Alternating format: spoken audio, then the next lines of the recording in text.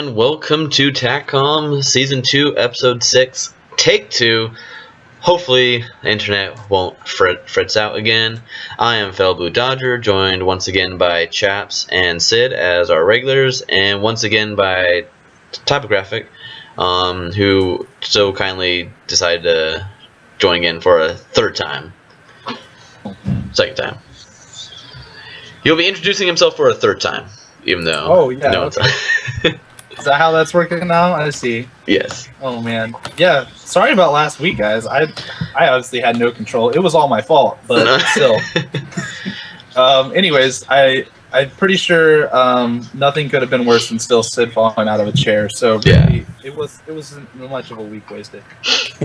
Anyway, so I'm Typographic. I'm mostly known in the community for writing extremely long posts on forum threads and never attending hype events, but acting like I've been to all of them. Anyways, you can get at me on Twitter at Typographic. It's right there on your screen, and yeah, it's gonna be a great show. Oh yeah. Sorry about Sid's camera. I don't know what's up with it.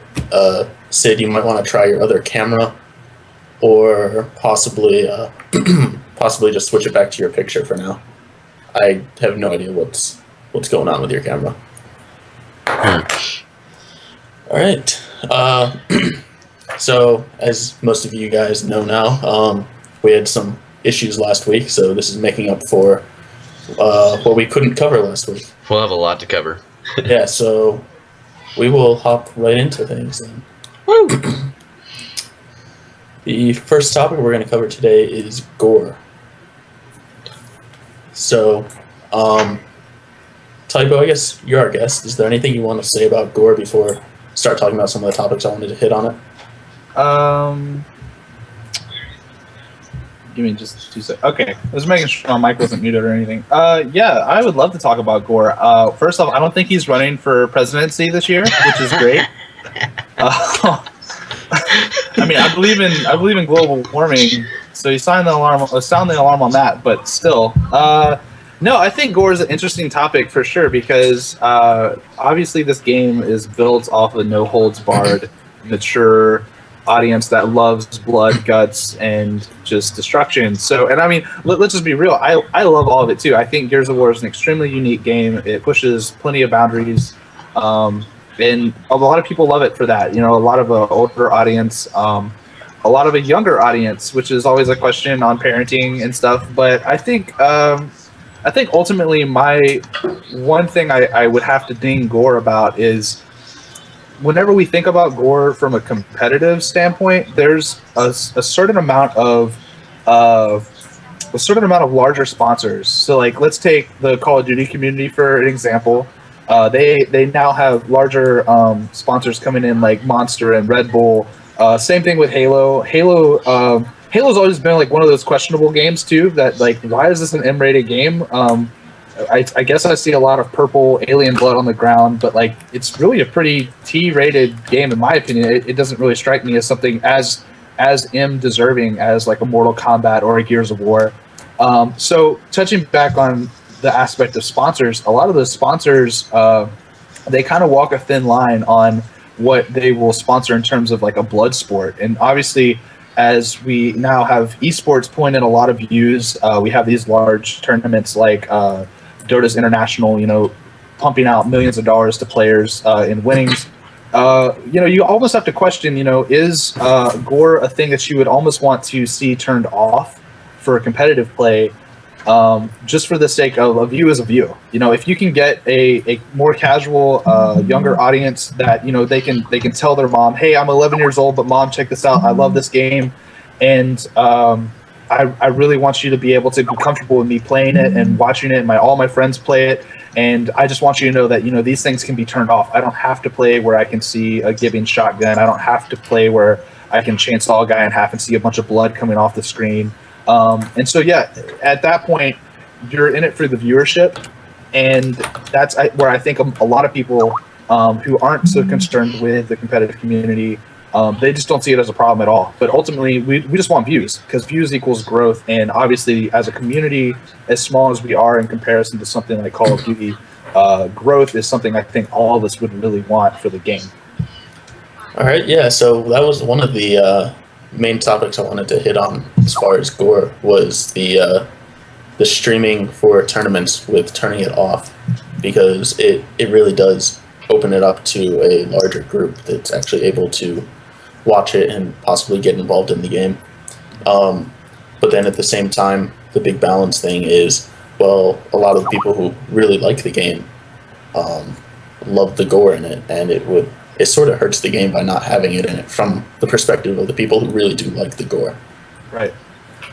Yeah, and I mean, I think, we can coexist in this, where if you want to play with gore, then you very easily leave it turned on, don't turn it off. Same thing goes with mature language filters. Those have been in the game for a long time now, and there's been a couple articles, I think, up on Kotaku and other things in the past where Rod Ferguson talks about how they're spending extra time in development to make sure that they offer secondary lines for actors, voice actors to give for those characters, so that if you do want to play it in a more PG-13 sort of setting. Whoa, everything got really big on my screen all of a sudden. Everybody's like super zoomed in. Sid just left, so he can render Skype call. I'm gonna just fix it real quick with a... Okay. Sid is restarting his laptop right now. Gotcha. Just to give everyone else in the chat an idea. Okay, but yeah, so basically, there's been a lot of time and development in these features, and it's not that they're a bad feature. Obviously, it's there so that more people can access the game, because just like a rated R movie, if you're not 17 years old, you're not technically supposed to be in the theater. And I remember whenever I was younger, at the age of like 15 or 16, going to films, and my parents didn't necessarily care as much, but not all parents are the same. And so if it can get a yes from your mom or dad, to where they'll allow you to play the game, because you can show them, we have language filters, we have gore filters. It's not that bad if you're fine with me seeing these things, and that's another thing from a parenting standpoint, of course. But yeah, I mean, it's ultimately just how can we get more people to play the game, and those are the reason those things even exist. Yep. So let's go from the opposite perspective. So that's the side from the growing the community and the tournament side. So the side I see most on the forums is we need more gore. So there's a lot of things over the top gore of, like two examples are the locust should eat the cog as an execution, or you should be able to rip their skin off and wear it as a disguise. That was a horrible idea. I remember that on the forum. Yeah, which is just way over the top. And a lot of people say things like, Gears is made like over the top. It's supposed to be really gory and stuff. Well, but I wish Sid was in here. He might have more background info on this. The original builds of Gears, or not the originals because that was a completely different style of game, but some of the earlier builds of what we now know as Gears had a much more realistic gore system where they had intestines and Jesus, Dodger putting the two chaps on there. Well, there's 1.5. Why not 2? Yeah. Because Typo has 2 people on his screen. Okay. So that's just because I'm special. They is she watching the stream? Oh no, my wife? No, definitely not. Like, is she watching it? Well, no. All right. So the earlier build of Gears had a much more realistic gore system where there are things like, say you're on gridlock and you get bodied at the top. You have, sure, you get chunked. Then you have, like, your intestines and stuff might roll down the stairs.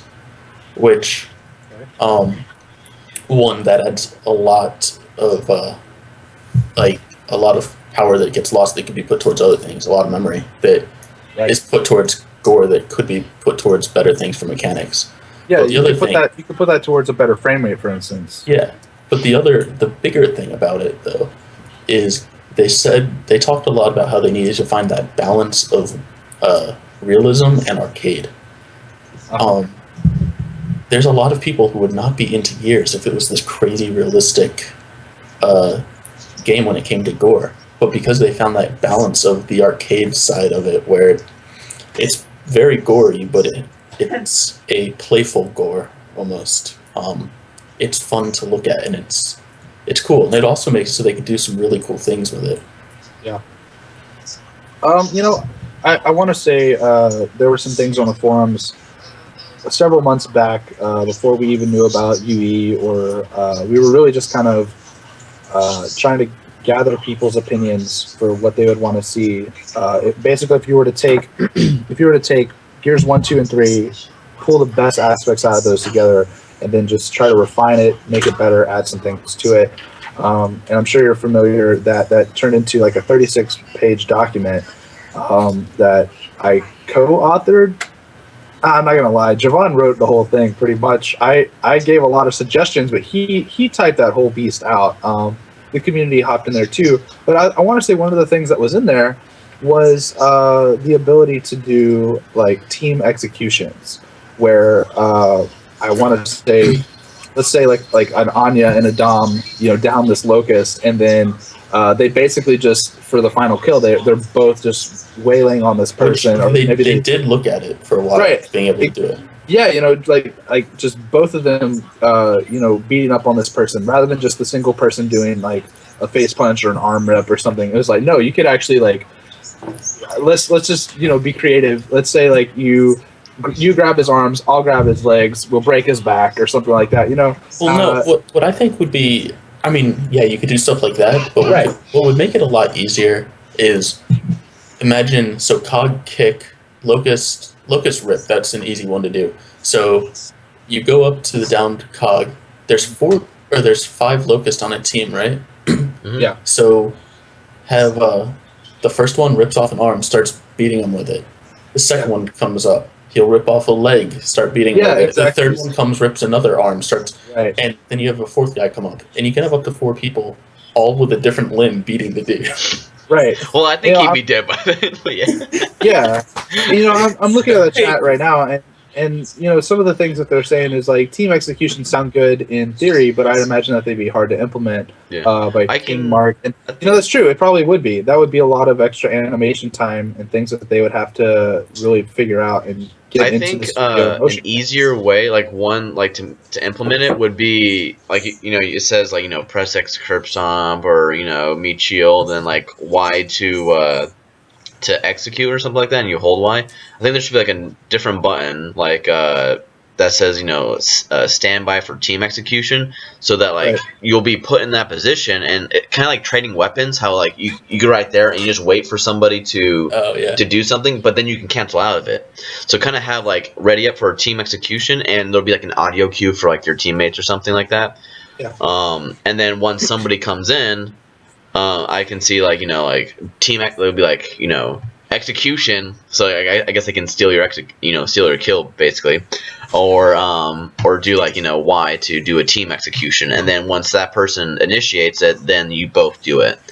But that would be the easiest for 2 people. Now for 3 or 4, that's gonna be way too hard, I think, and it'd be too problematic. But one of my favorite quotes, though, from that thread, because that was on a thread, was, I can just see 5 Anyas just team twerking a locust to death. Yeah. That's still my signature on the new forums. I haven't tried to edit it at all. But I thought it was hilarious because, that's, in theory, what we're, discussing that they could do is all team, not necessarily twerk, but it was just funny because, we want them to gang up on them. But to play devil's advocate on this too, you always have to see it from both sides of the coin. And so the one thing I think about executions, especially something like a Y button, and I mean they're so much fun in my opinion, but at the same time they're so frustrating from the other end. And for a lot of people that get in their head, when you play competitive, it can be done as a thing of disrespect. And everything's a middle game at that point. You're just trying to trash talk the teammates, or not the teammates, but your opponents across from you, and really just make them feel like they don't even deserve to be playing you. Like they're nothing compared to you.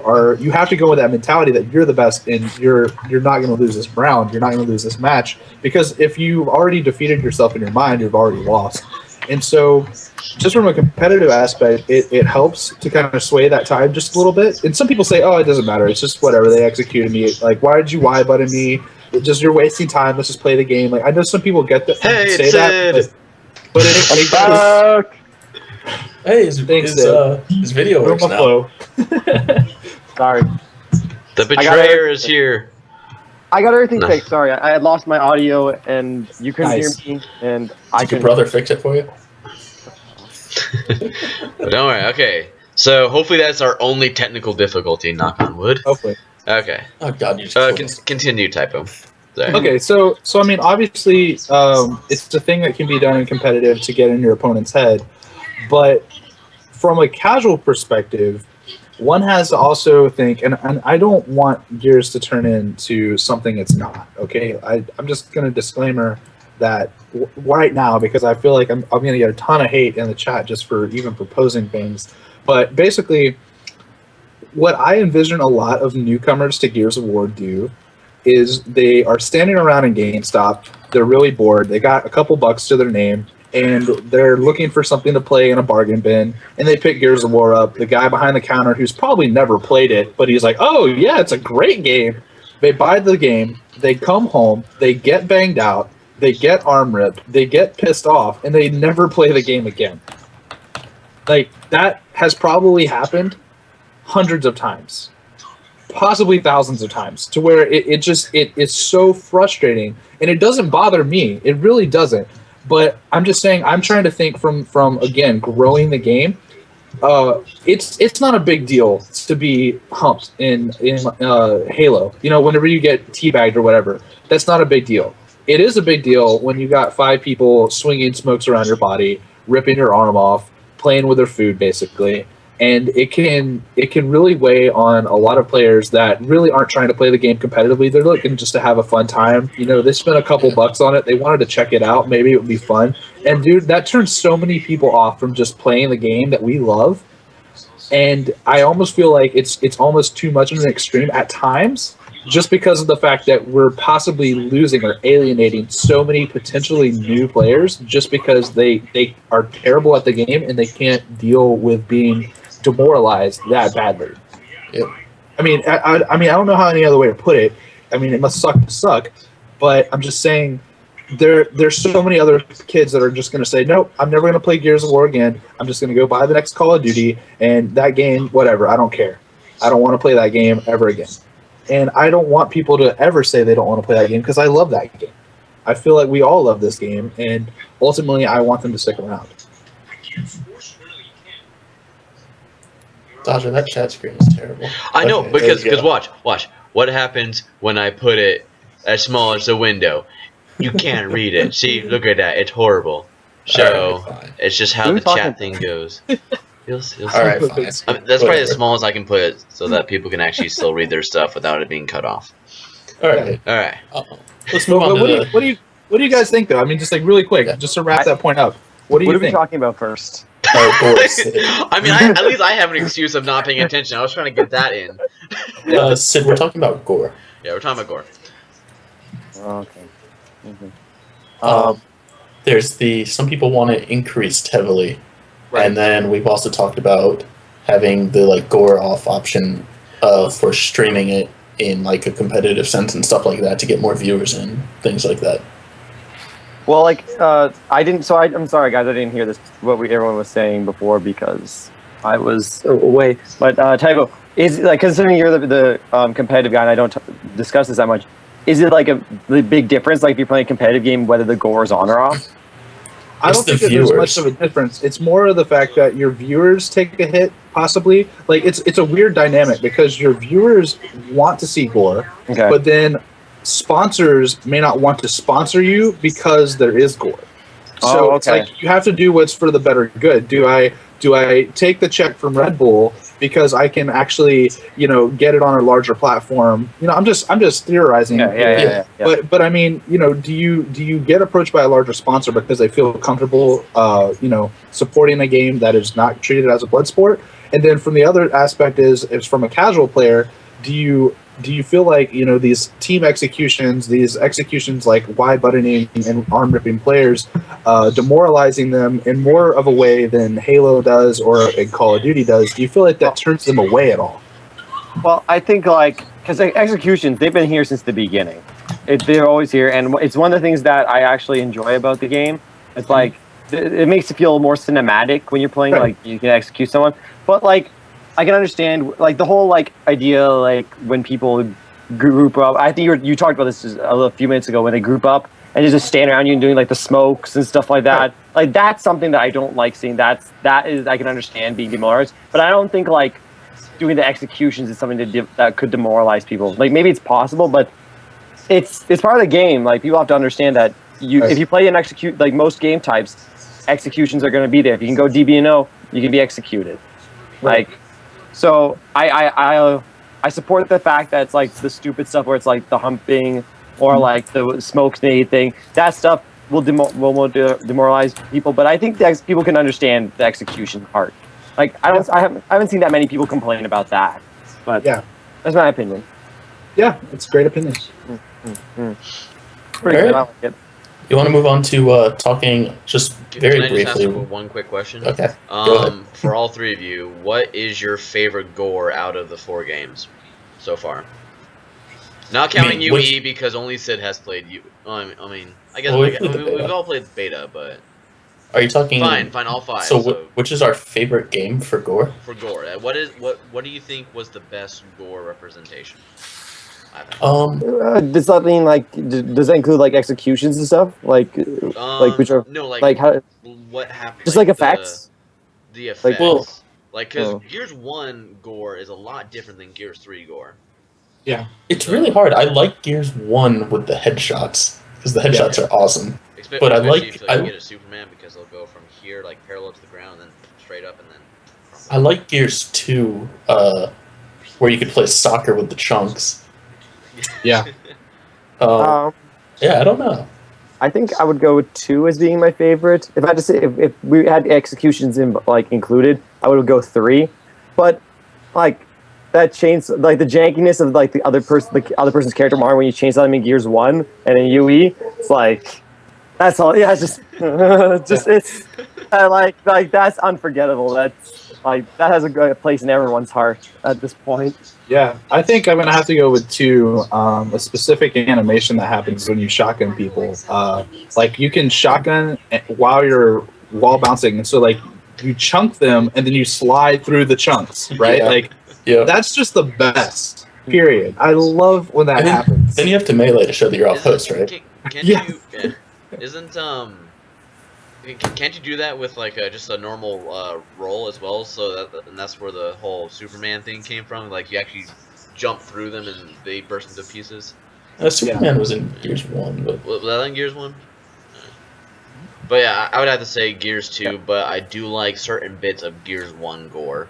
Gears 3 and Judgment just felt too cartoony. It was just yeah.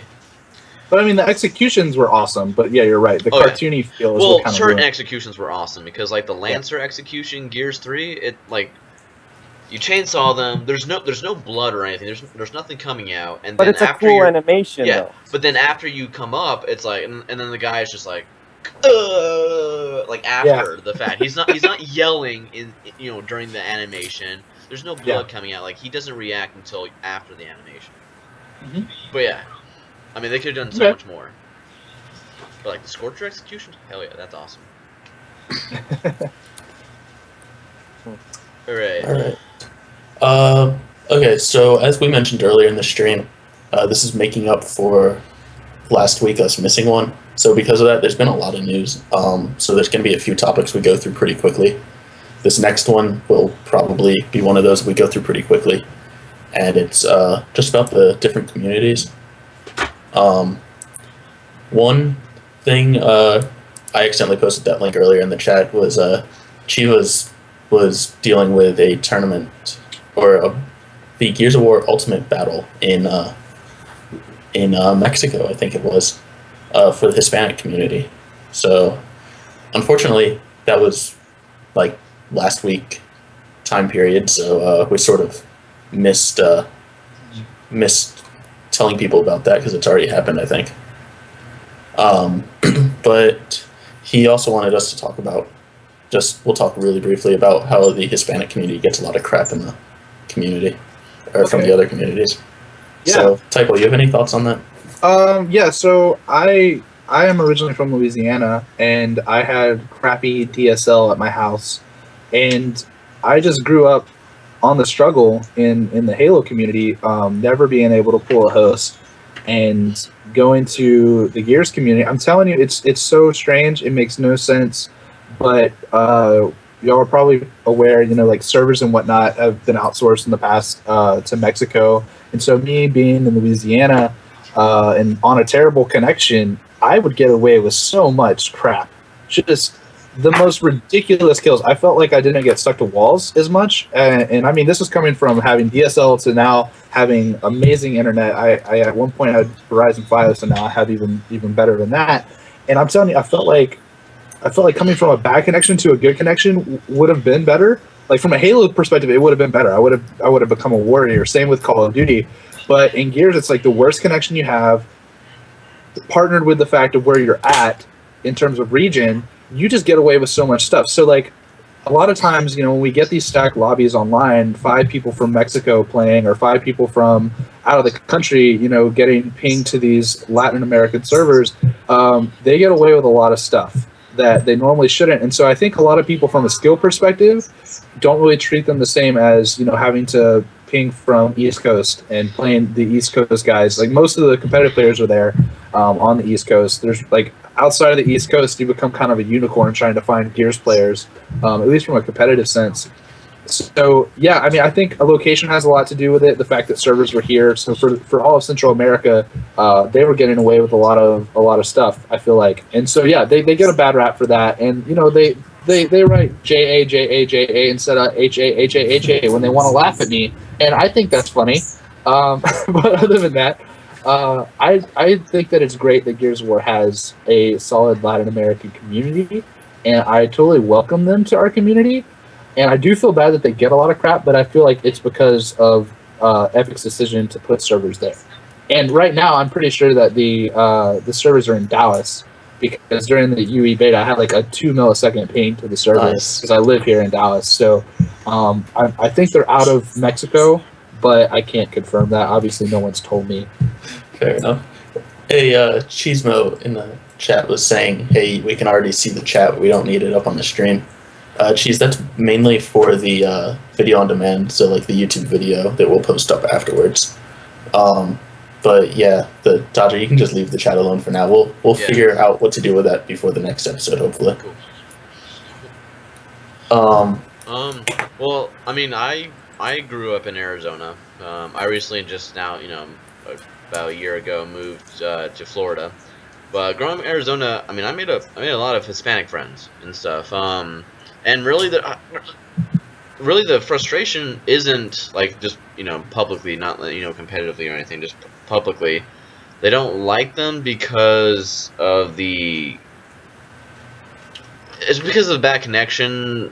That's had a lot of bad marks on people. Like when they hear somebody speaking Spanish, like, oh, it's going to be a horrible connection, these guys are stealing all our servers and stuff like that, and that's the wrong mentality, of course, but, I mean, it's just, there's a lot of bad experiences from people, so.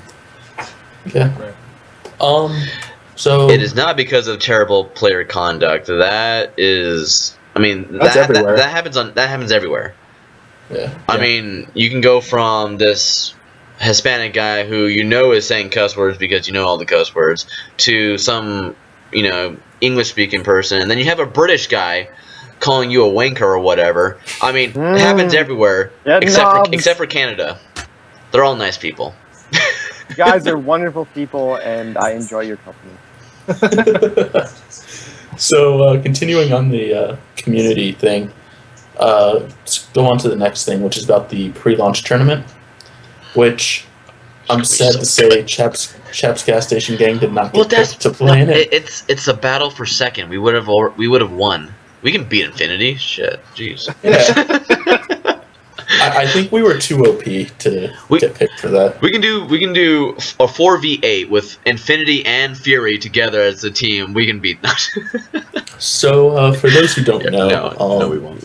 We Coalition just picked 4 teams to compete in a it's essentially a publicity thing, but it's a pre-launch stream where they're going to have some competitive teams competing to sort of market the game.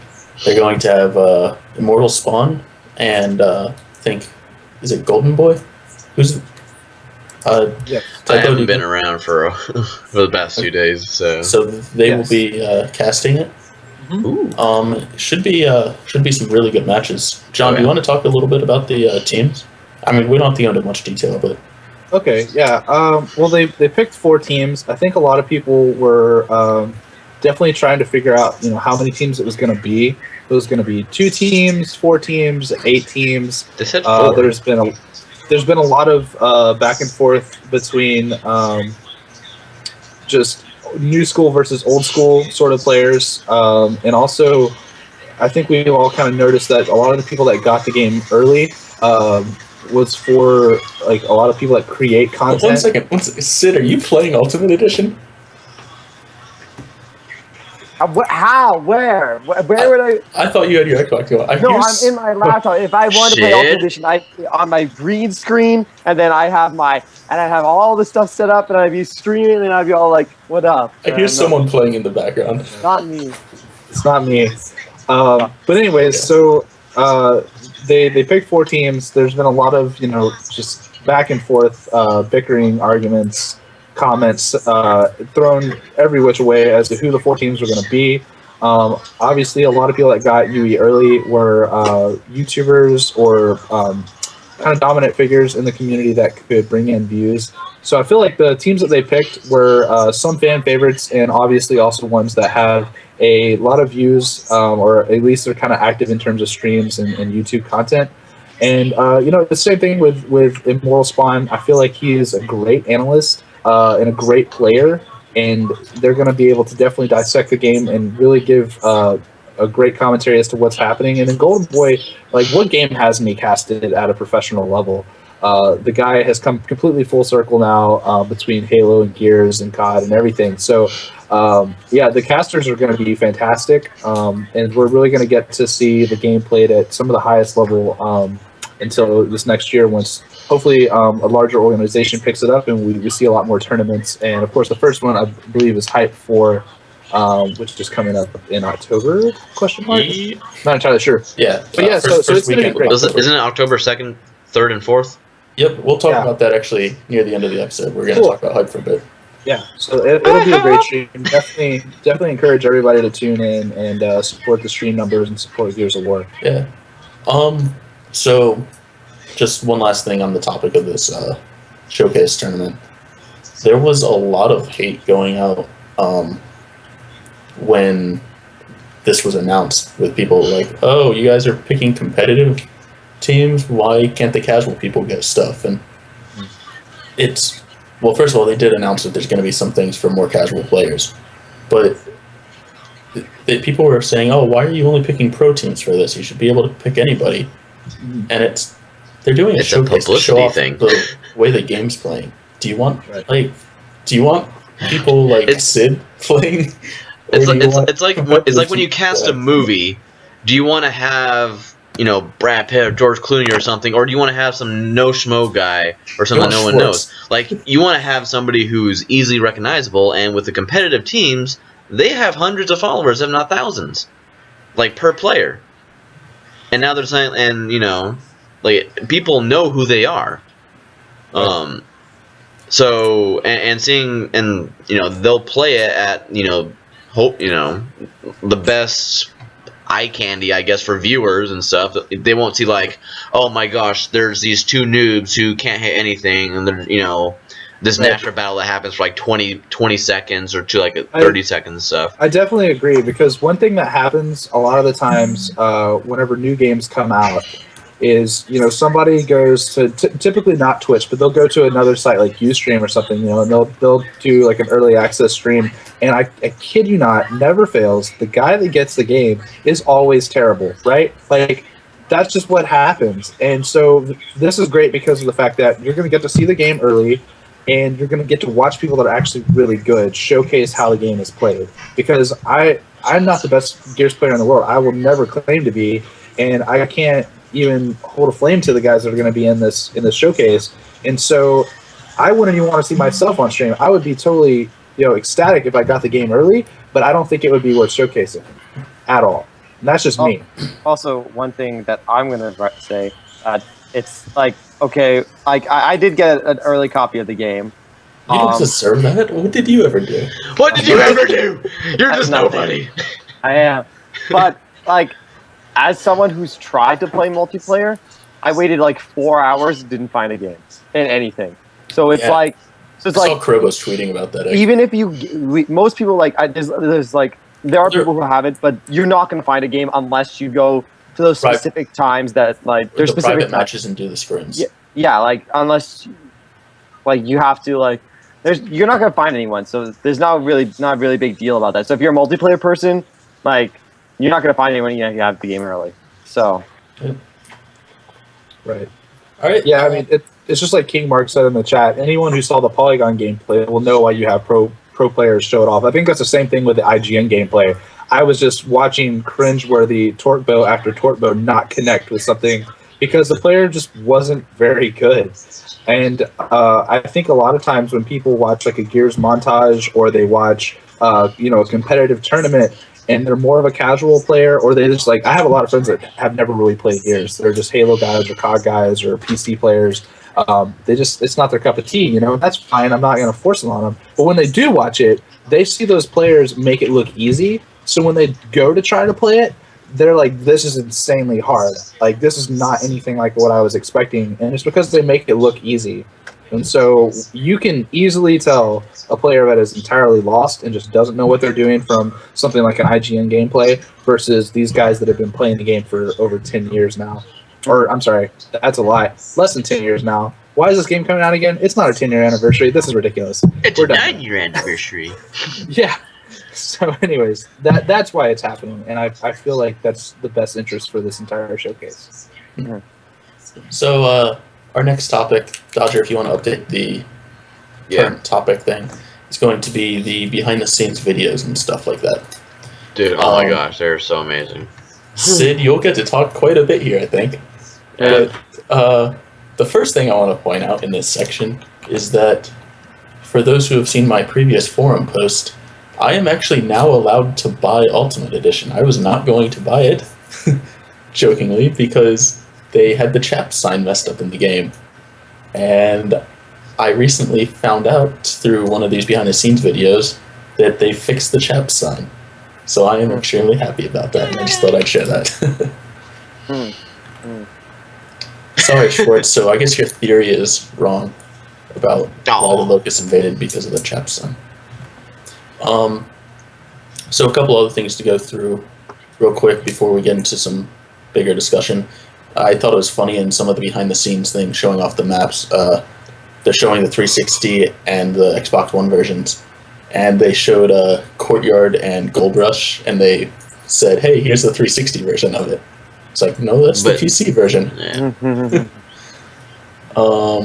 Yeah. Everything looks really good. Anthony's death has the sniper now instead of the grenadier running away. Alright, yeah. So, Sid, you want to talk about some stuff in that category now? Well, I don't know. I talked a lot about that kind of stuff yesterday. Like, yeah, actually, you want to introduce some people too. I can talk about the whole too. game up to a certain point if you want. Actually, you did talk a lot about it yesterday. Yeah. You want to just... So, a lot of people who weren't on Twitter didn't know about it. Dodger just found out about it. Literally, like about 4 hours ago, but I had my own stuff. Yes, so I'll you talk to want you to guys just about run people through what you did yesterday, and are you going to be doing it more in the future, that type of thing? So, yesterday... So, we play... Jack has been playing for a little bit, but, like... they wanted me to stream and play the campaign with both Jack and TC Volpine, who is one of the writers and narrative designers at the Coalition. And so we didn't get to promote it till day of kind of thing. It was like a last minute promoting thing. And so I was racing around the forums, Twitter all in the morning. Not to mention like the last 2 weeks I've been trying to get all the streaming gear set up. So I've been testing like crazy. And I'm not it wasn't even me, it was my brother. He did it. Yep. He set up and I was just in the background going like that, trying to make everything work. But yeah, so what we did was we played. Oh God, it's Sim. Sim, no, get back! Get back to the hole! Stop interrupting Sid, Sid's brother. Back to the hole. It's Mark. Go away, Mark. Once you're here. There he is. All right. So we played through. We didn't play the opening part, so we didn't play the slab. We played Trial by Fire, which is the moment you get on the Raven, to about. We just got to the boomer part. So we just Right after the rat died, pretty much. Yeah, right after the rat. Oh, the look, rat died. it's a high definition ramp. Aww. So They got to the wretch in the trash or in the dumpster part. that was hilarious. I found that on stream, like as soon as he's all fine. I looked, I was like, "The fuck is that?" And I looked, I was like, "Is that a wretch in a trash can? Who put that there?" And I was like, "Is that Adam Phoenix?" And Dude, they if there's a phone underneath that wretch in the trash can, oh my god. it was. I didn't even bring up the Adam Phoenix joke in the stream. It was Volpine. I was like, It's because I mentioned it in the chat a few times. In the wretch room when you first meet all the wretches. Yeah. Oh, I was like, is it? I was like, is it just a coincidence that there's a portrait of Adam Phoenix on the ground in the wretch room? And Jack's like, I don't know, maybe you should look around for a phone. Gosh. Damn it! Now I have to actually watch it. Damn. Yeah, it's a good stream. But yeah, so it was a little bit last minute done, but I'm still happy. Everyone enjoyed it, apparently, so that was good. So essentially what happened was me, Jack, and it was mostly me and Volpine were doing it, and Jack was there and like giving a little bit more commentary on certain things, but it was mostly me and her playing through it. So we played through it and we like discussed a bunch of like lore stuff. Like, for example, we talked about like different character models, like the adjustments made, like the upgrades, why certain things were upgraded, like pictures on the wall, all the pictures and who the characters were and what their significance were to the story and why they were there, that kind of stuff. And so we talked a bit about stuff. Had their jaw dropped of, oh my god, how does this kid know everything? Yeah. How did you do U.S. history in like high school? Horrible. Because you were studying gears. Well, I was like, are there any monsters? Is there a weapon with a chainsaw? No. Okay. Well, just goodbye. And then I went and started reading like my Gears books, and I was like, this is the history I need. Are there satellites that ring death from above? Well, there was the Star Wars plan from Reagan. That's about it. So essentially, we talked about everything. It's about an hour and 45 minutes we did, and then we did some giveaways and stuff like that. If you want to go see it, it's on my Twitch channel. You can watch it there. I have it highlighted. I will put it on my YouTube channel if you guys want to watch it on there later tonight. But yeah, it was a really nice content. So I don't think I'm going to talk about story that much today because of that. Do you have any plans on doing something like that again in the future? I'd like to. I don't know. I'm kind of busy these next few days, and besides, even if I did do something, like it's going to be overshadowed by the competitive event. Rod and Tom doing their campaign. But you can do all of the games. You don't even have to just do Ultimate Edition. Yeah, this is my idea. Is when Ultimate Edition comes out, maybe I'm going to do like I'll play through Ultimate Edition, and then hopefully if people like want to see me do it, I'll maybe go through like ROM Shadow, Judgment, ROM Shadow, like Gears 1, the original Judgment, Ultimate Edition, sorry. Gears 2, 3, Aftermath. If people want, I'll commentate. There's a lot of stuff, especially in Gears 3. There's a lot of behind-the-scenes stuff, which probably a lot of people don't know about. And you can even make a YouTube series out of it, where you go through it all and upload like half-hour videos. That all day today, like after the good reception that the stream got last night, and how a lot of people liked it. I've been debating that today. Like, I kind of might want to do like a thing where it's like, I do a video talking about one character specifically and just going through their history. I was thinking like each chapter in the game, you can upload a video of you playing through that chapter and pointing out everything. I also wanted to do like a series where it's like the Cog and the Locust, like talking about a specific Cog character for a video and just the backstory and all that kind of stuff. I think you should. There's not many. Is there anybody who does stuff like that for There is. Now? I can't remember his name, but there's a guy who does do that kind of thing. But I might want to throw my hat in that. Right. I mean, he's not you. Yeah, he's not you, Sid. He's probably getting all his information from you. Probably. Where else are you gonna get? You can go to the wiki, which I filled a lot of that stuff out. So I'm like, yeah. Oh, take it on credit. Yeah. But yeah. So you guys want to watch that over there? Let's talk about the important thing. Let's get right to the meat and potatoes. Is the captured cog actually Mitchell Gaynor? Now, you all think I'm crazy, but you all also think I'm right. So I do think you're crazy. Let's start with the facts, okay? Let's start with the hard facts. Right? Typo was on Skype with me. He's in his car and he's like, "What is up with Sid and Gaynor? What is up with this guy?" Now we're gonna talk about Gaynor again. Now, so in the first game, the captured cog, there was no significance. All right, it was just they just threw a guy in there and they were like, okay, whatever. Now, in that scene where Rom shoots him in the head with the bolt talk, it's implied that Rom is listening in over the radio of the Gear's headset, and that's how we can hear like Hoffman and Anya talking to Delta above him. But it was never really like shown well, so people didn't get that, so it didn't come across to people well. So in the updated version, they had it so Rom's actually holding the helmet up to his ear and listening. The magic conch. The magic conch shell. Which makes more sense. He's like, but because of that, they had to give the Gear a new head model. Now, this head model looks strikingly similar to a poster of a character that never appeared in the game, but appeared in the Gears of War 2 promotional event, The Last Day. And that event was where Epic hit a bunch of like big cogs around the town, send them to different like news editors and stuff like that. They all had a bunch of codes on it, so you could go to like the Last Day virtual website and put in the code and unlock a little bit more. And it was essentially a jackbot flying through like a destroyed city and just looking at pieces of little like bits and stuff. And one of the things it saw was a missing persons poster for a Mitchell Gaynor that his father put up apparently. And what the information was that was like told on the screen and stuff like that was that he was part of Gamma Squad. And Gamma Squad was essentially patrolling the area near Lithia Emulsion, which is where Delta goes to in Gears 1 to go underground to deploy the Resonator. So his squad was patrolling there, and then Mitchell disappeared and was like they couldn't find him.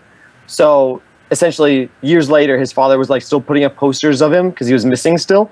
But what my theory is since they were beside the lithium emulsion factory, which is essentially the same area where Rom was in Gears 1, because Rom was just underneath Delta in the same area.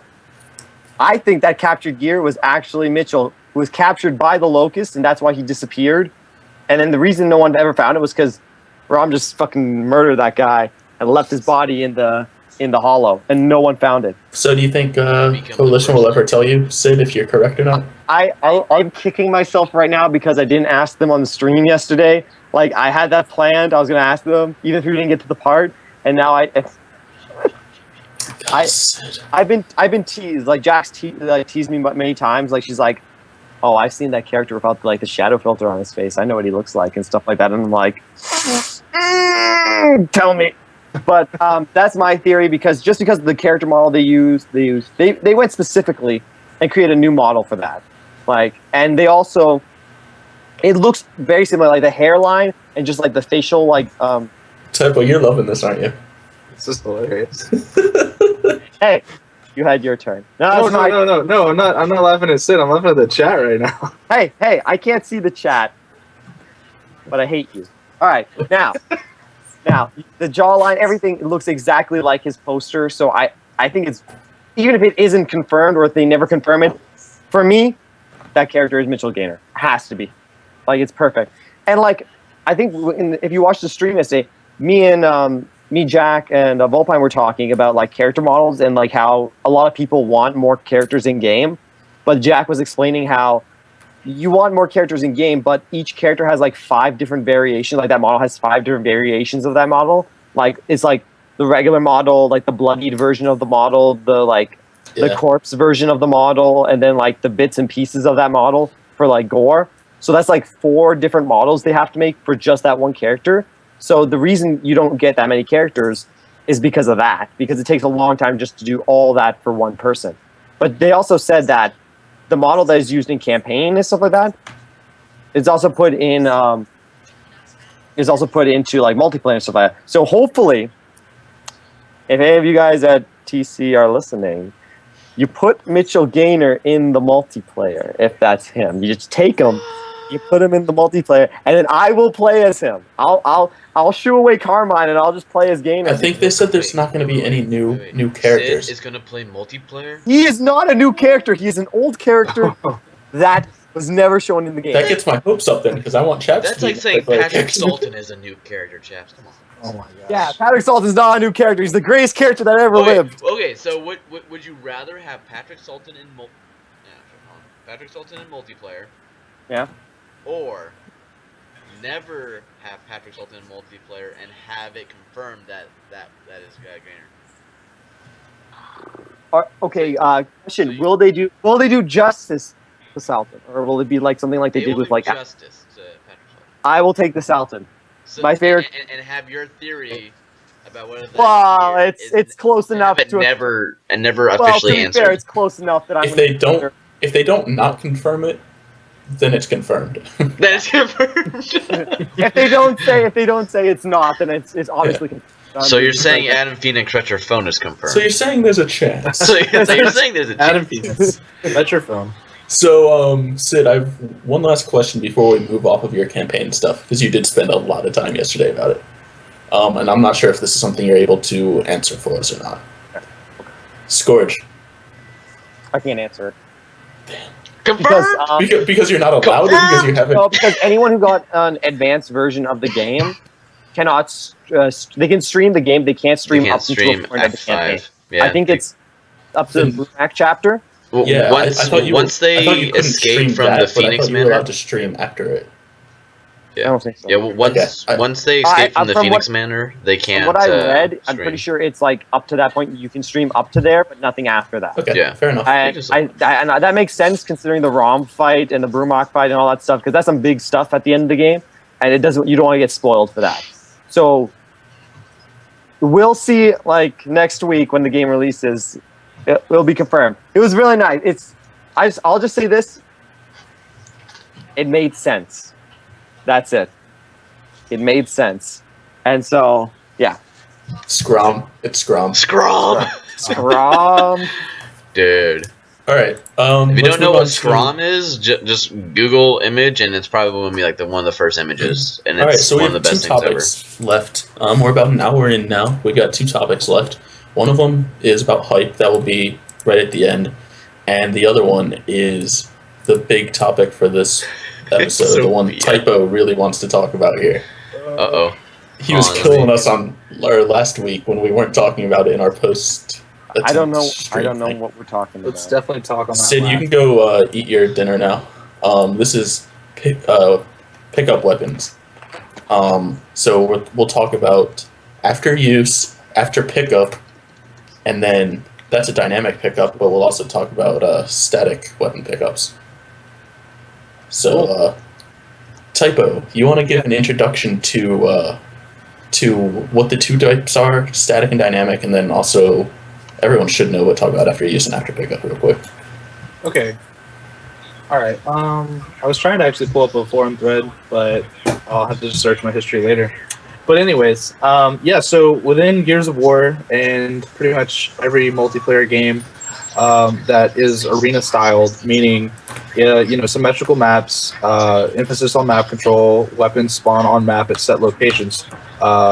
So, Quake, UT, Gears of War, Halo, which, a lot of people, I don't know what it is, if it's just one can't versus the other.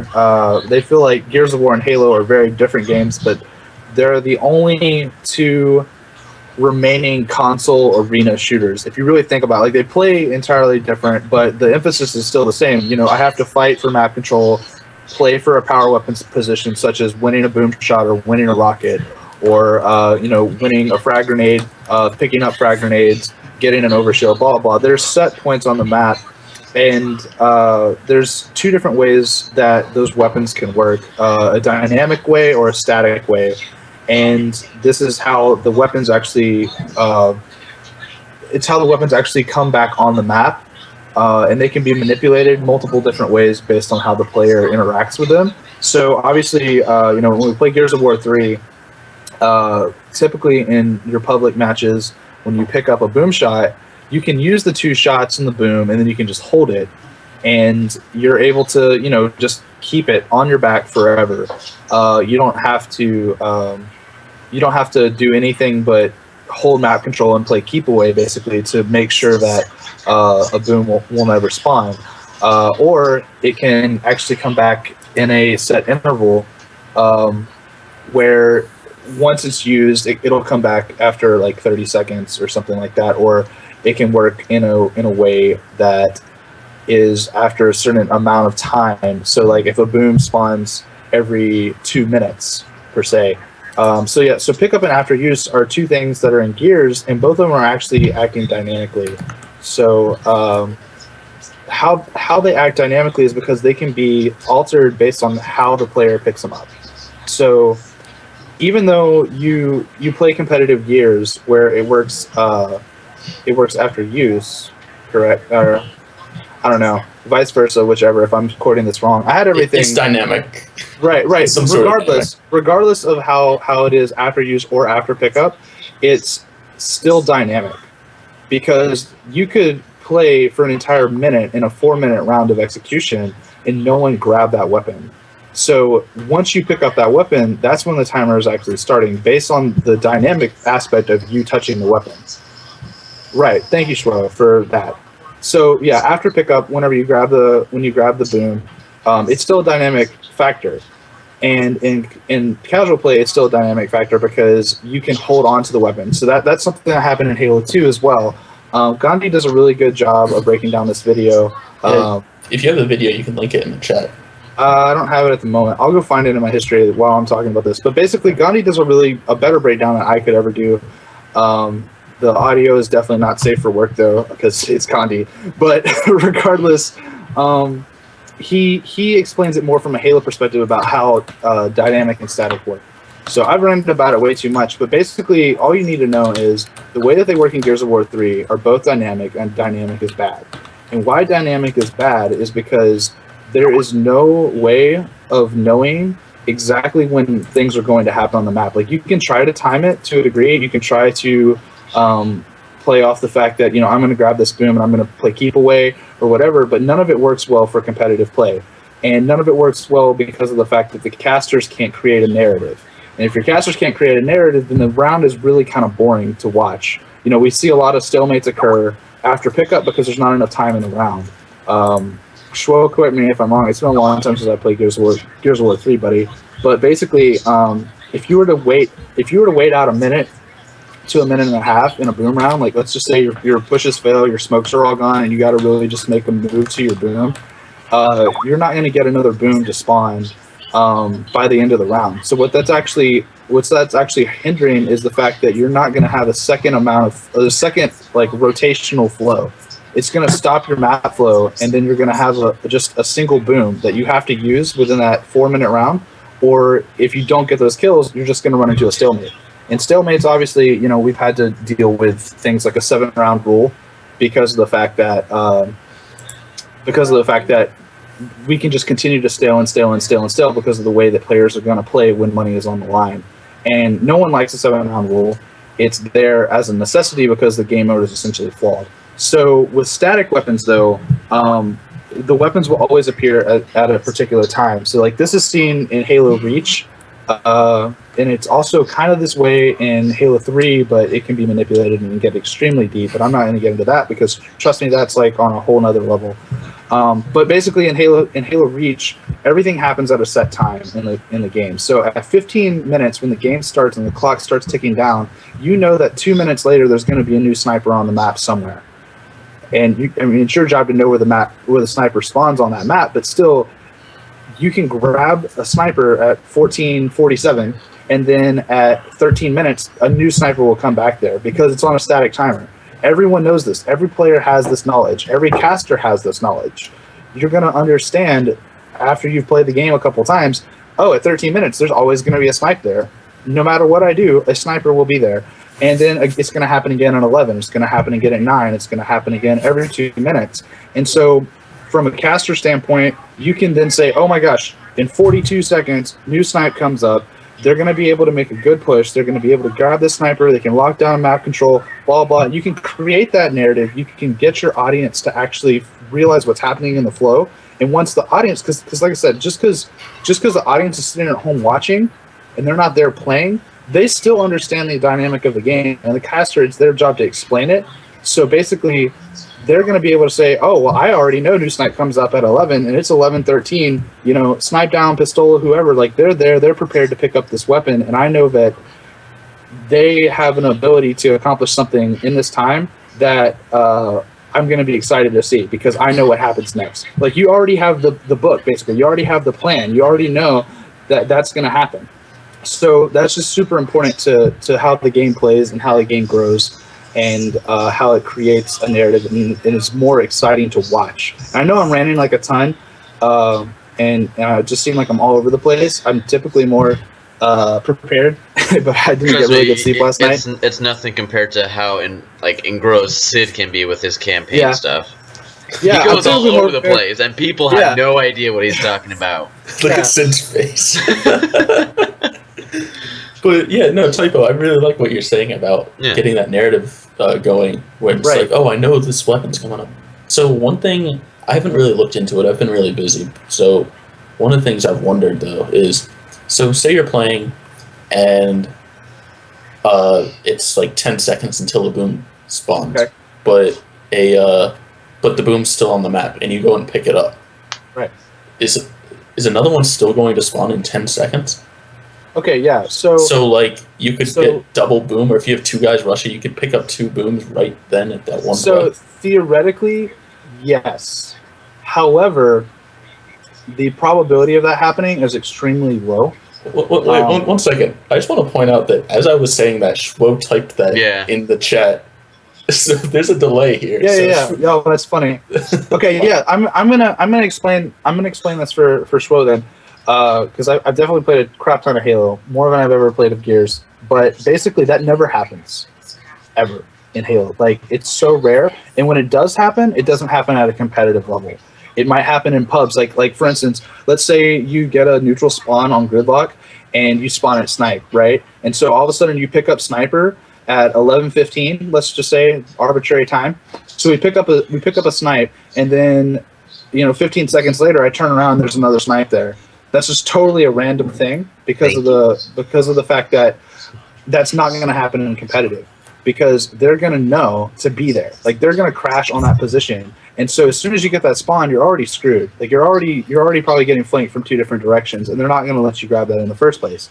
So basically, what would play out in a normal scenario is if we have a boom spawn at 6 minutes and a new boom's going to spawn at 3 minutes. We're going to have to hold off boom for 3 whole minutes in order to get a double boom situation. You understand? Yeah. So basically, think about when you watch Gears of War King of the Hill on Gears 3, something like Dry Dock. Think of how hard it is for a team just to hold a hill for like 30 seconds. Now imagine them trying to hold that hill for 3 minutes just to hold boom. Like, yes, they have a boom. Like, that is a given. They have a boom, so it's kind of fearful to be pushed.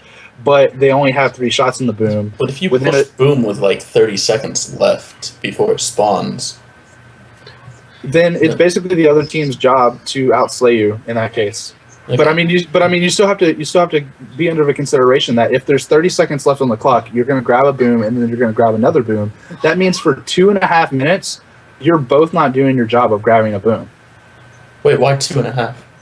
Because it's a 3-minute timer. Yeah, sorry. Yeah, if a boom spawns every 3, then yeah, for 2.5 minutes there, none of you grab boom. Like, nobody contested it for 2.5 minutes. That doesn't happen. So with all of the stuff you're saying about the narrative and the way that the game actually would play out, I really like the idea of the static spawns, but the only thing I would change is because I don't want to see, especially for online, like competitive, you're right, but online, there's going to be double grabs all the time. Yeah, I can see that. I would say something like a 30 seconds even seems. But then again, even in public, you wouldn't. It'd be very rare to have a double pickup, because I see all the time. Other than heavy weapons and stuff, everyone picks up power weapons. Go to Torque or Snipe on Academy. You can camp there for a long time. So, yeah, but why would you not pick up the torque bow if you're gonna stay there? You can you can pick that up. Right. Well, I mean, so say you get there and it's 10 seconds left until it spawns. well, then why wasn't it picked up before? Right, then that's your fault for not picking up earlier, and that's also your opponent's fault for not having kept you away from that weapon for that amount of time. I would agree. In like quick match online, though, I don't know, because you can like run in quick match, people are just gonna pick up the power weapon. Yeah, people like that's the thing. Every like think about Gears of War, think about Halo.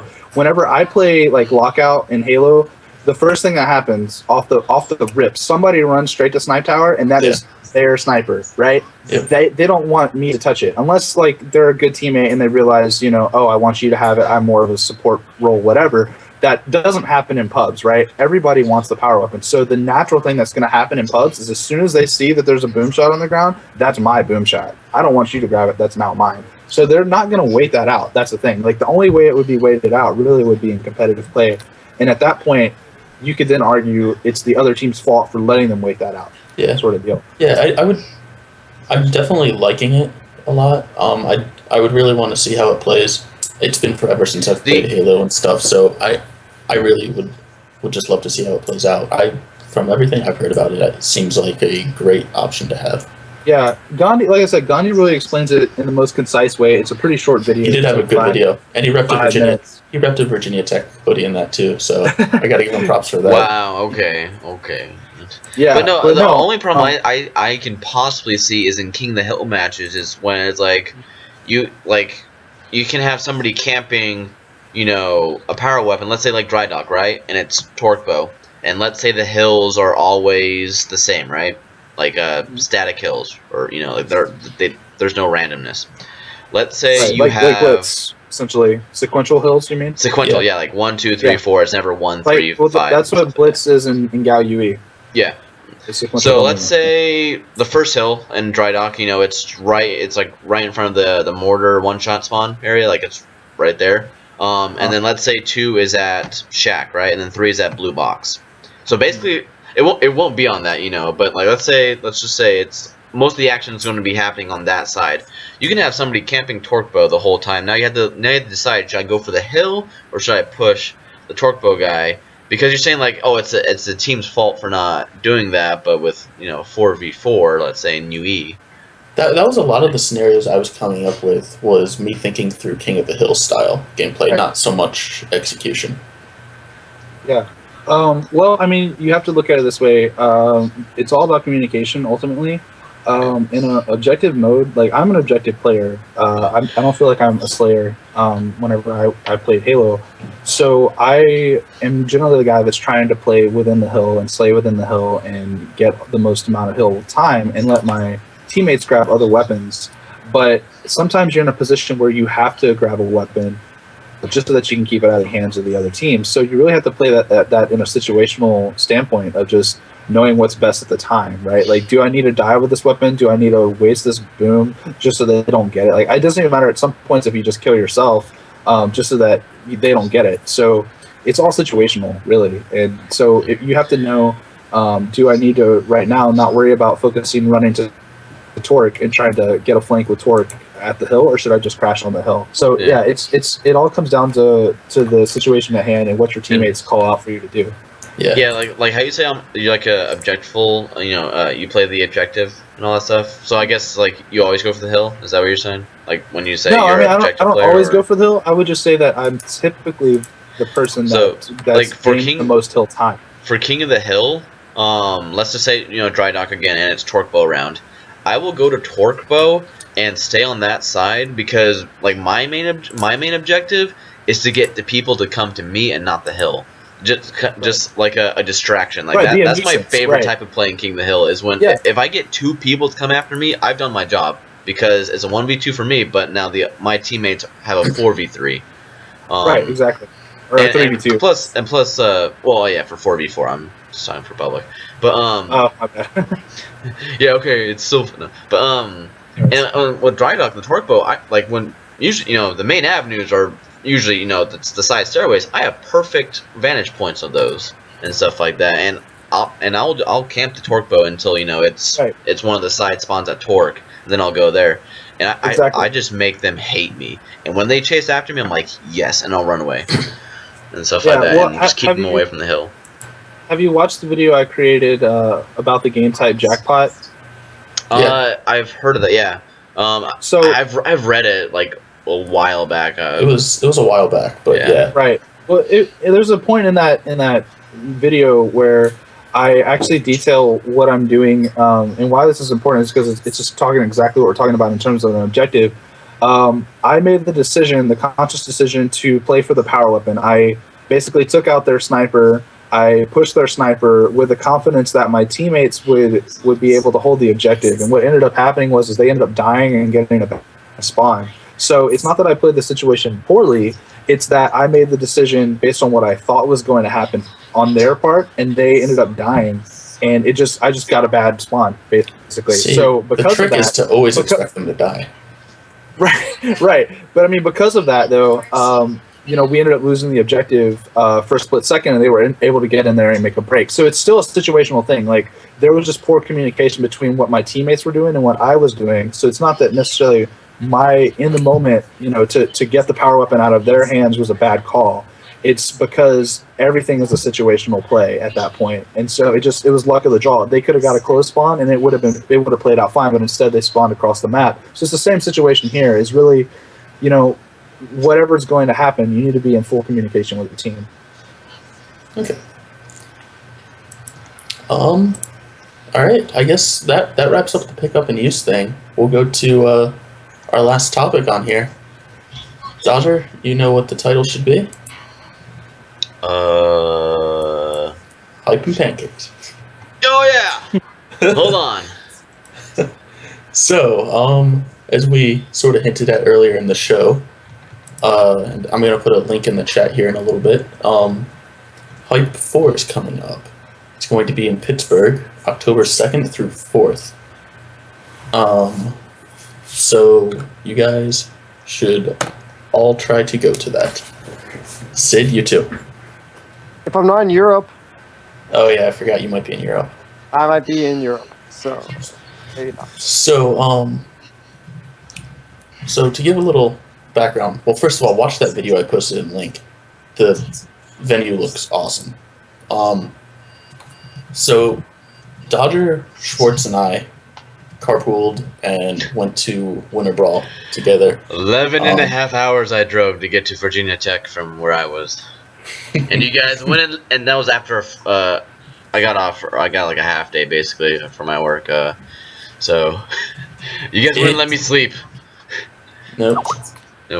It was amazing. Is that the link? Can you post that? Because if I try to access that it messes up the stream. 1 second, I'm posting another link. So that is the dynamic versus static argument, right? So I've posted 2 links in the chat now. One is the one for the venue, and the other one is the one typo found earlier, the static versus dynamic spawning. So as I was saying, Schwartz, Dodger, and I went to Hype, and we all had an amazing experience, and we would all suggest you guys do the same thing. We didn't go there to play.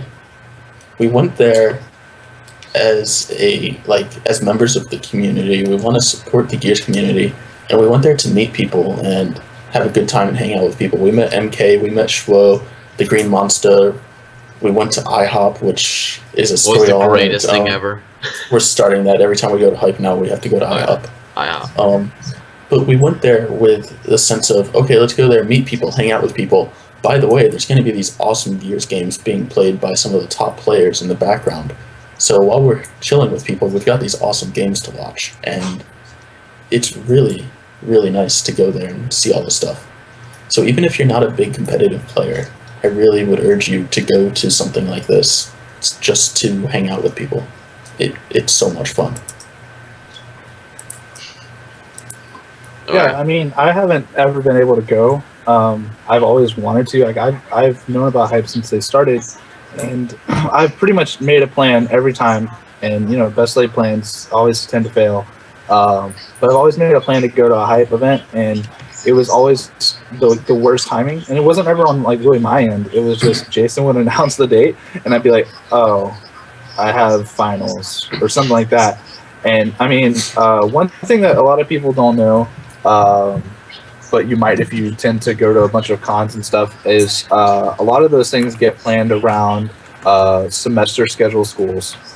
And I unfortunately did not go. I didn't attend a semester schedule school, but I'm telling you right now, if I had the ability to go, I would have went to every single hype, and I would have had a blast just getting to be there and meet people that I talk to every day on Twitter. I contacted before on Skype.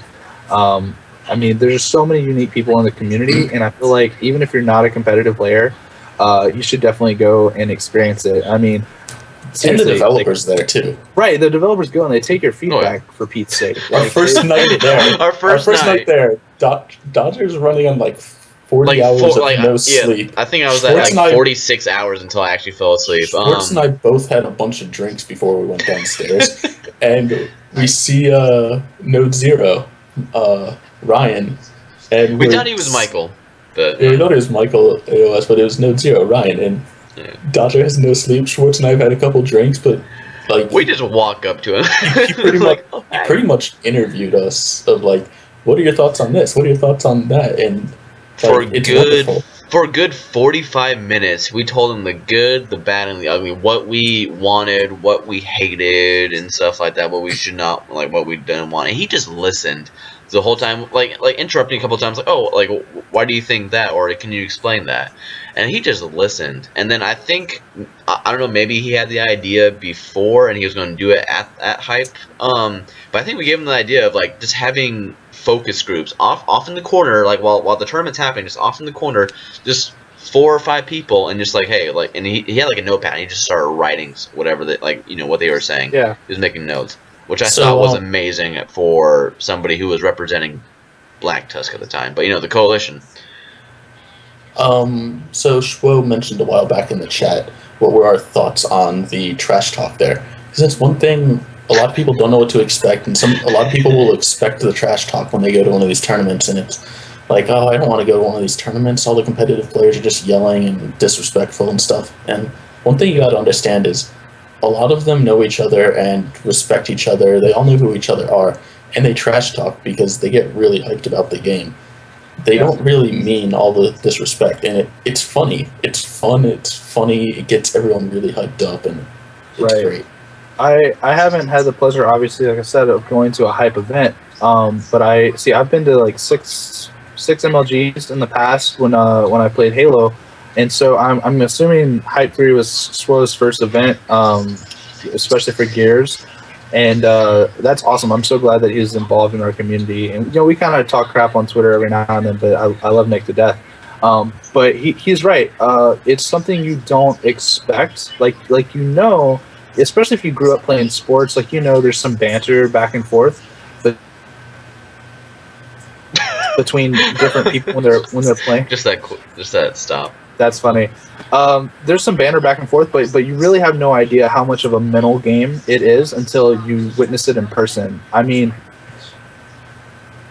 back in the MLG days, whenever you were playing an open bracket, there would be just crowds of random people you've never met that aren't even playing. They'd just be huddled around you, screaming, yelling, talking crap about you and your mom and whatever. I mean, it was nuts, like how into it just spectators got. I mean, they would lean in and they would break things, trying to just get on your back basically.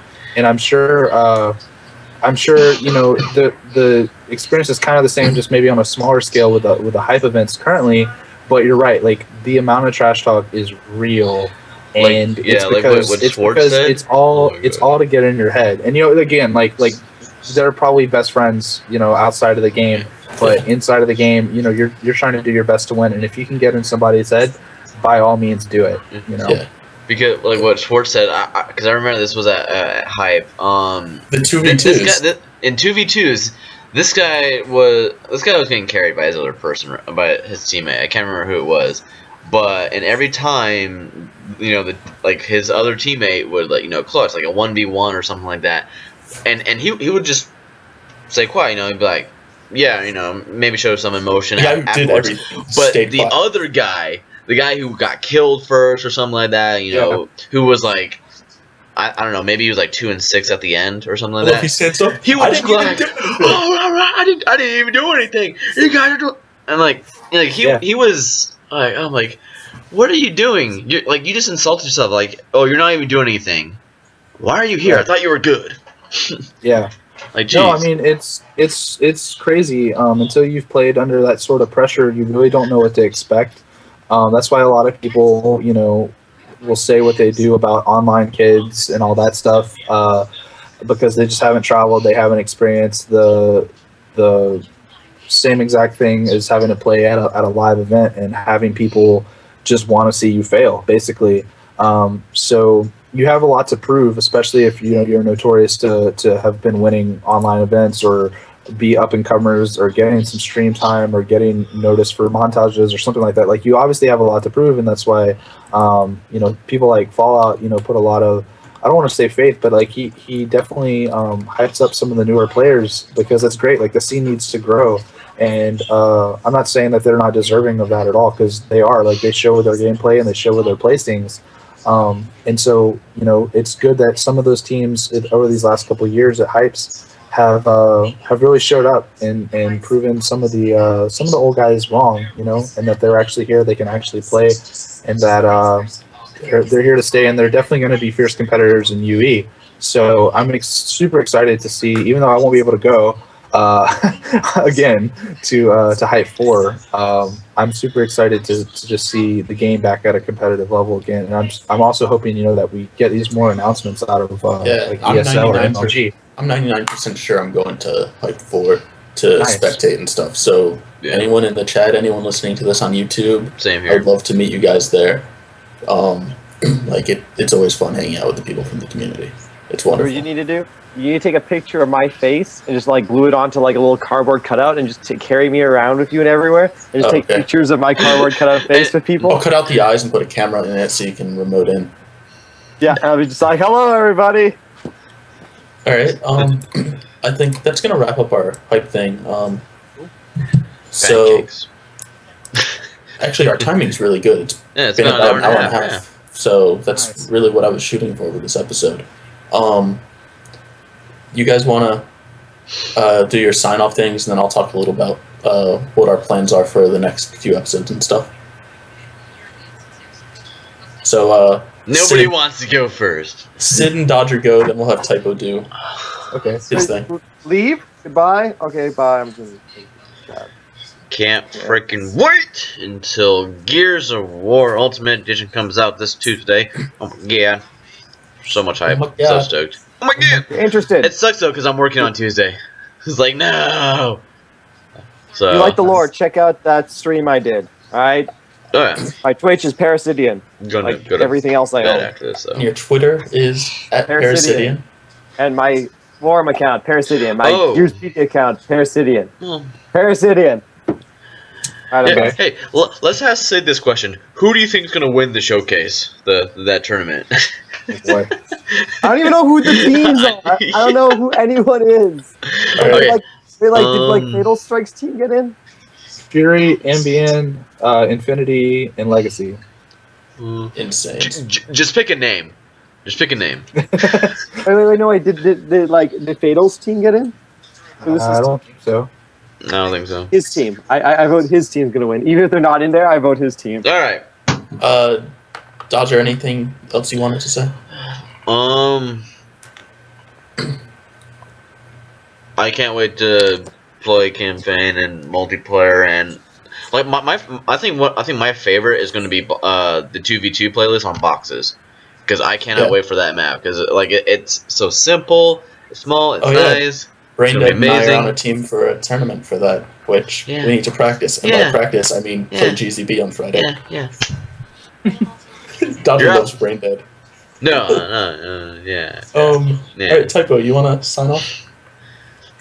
Sure, I guess. I mean, I guess I'll just get out of the Skype call right now. See us later. No, I'm kidding. I guess. I mean, if you guys want to follow me, obviously my Twitter handle is right in front of your face, @Typographic.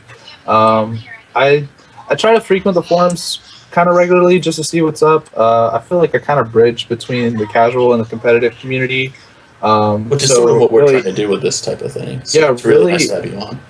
Yeah, thank you so much for that. I wasn't really expecting to get on because I felt like it was more of a casual stream, and I've played all the games. I love all the lore, but I'm at the end of the day, like I just want to shoot other opponents. You know, that's where I get the most fun and enjoyment out of the game, and I think that it's such a deep game with so much potential. So by all means, support the stream that's coming up. That's going to be the showcase, and definitely tune into Hype. Possibly go to Hype if you can.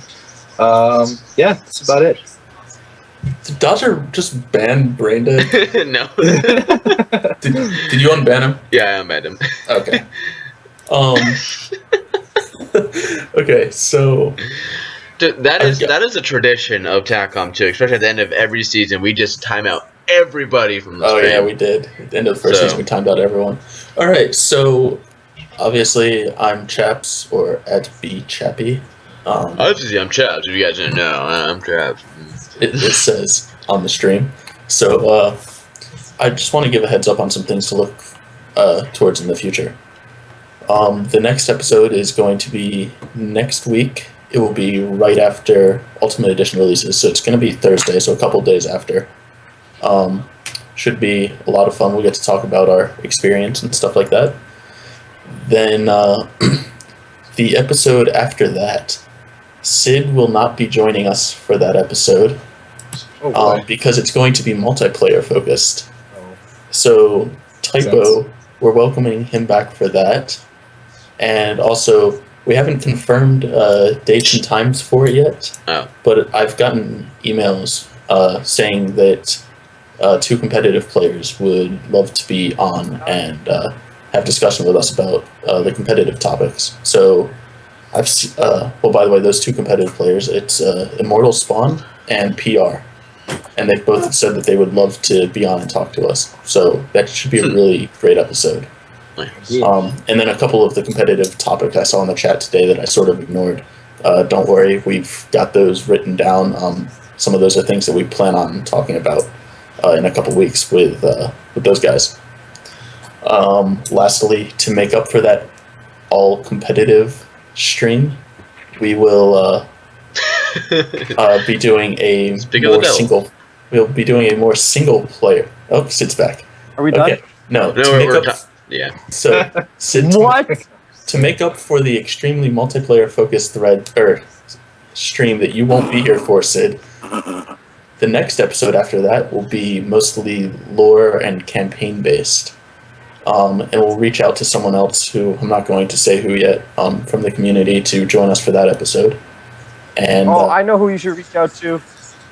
Okay, so we'll talk about this later. But it's going to be... Get Wisdom in here. Get Wisdom in here. Dude, that'd be amazing. Yeah, Wisdom. I'll fight him.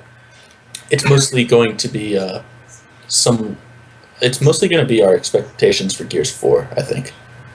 Because Ultimate Edition's already going to be out and stuff, so we'll talk... It's going to be... That's probably a month out or so, but we'll talk about Gears 4 and expectations like that. Awesome. All right. Is there anything else you guys want to say, or you want to call it? Hold on. Goodbye. No, I'm good, man. You stay classy, people. You stay classy, Jacinto. I like it. All right. That's going to be it for today, guys. Thank you for joining in, and that was episode 6, season 2 of Tac-Com. See you around.